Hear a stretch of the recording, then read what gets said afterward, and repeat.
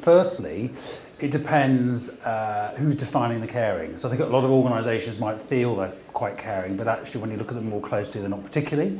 Secondly, it depends on who you're asking, in the sense of organisations may feel they're doing caring things, but actually if you talk to those individuals, some employees may feel they're being cared for, looked after, others may not particularly. I think it's like any context of caring. You know, charities often feel like they care, sending money to the third world feels like it's caring, but actually if you look in practice at what effects those actions have, it's hard to say. So I think there's a lot of lip service paid to what caring is, and my perception is not a lot of thought behind what that actually means, whether employees even want it or need it, what its effects are.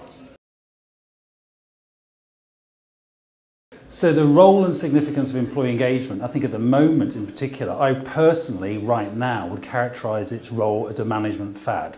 And the reason I say that is it has classic fad properties, particularly because it's extremely popular. People get very excited about it. People want to do something about engagement, but it has these qualities of being indefinable, undefinable, undefined. And also I think what's really interesting, if you try and find good quality evidence that says this thing called engagement has these kind of effects, you'll really struggle to find it. Not that there's none at all, but there's very little, and it's quite disproportionate how excited people get about this idea. So I think its main role at the moment is really as a kind of management fad. And if you look at it historically, I would say it's really just another version of job satisfaction.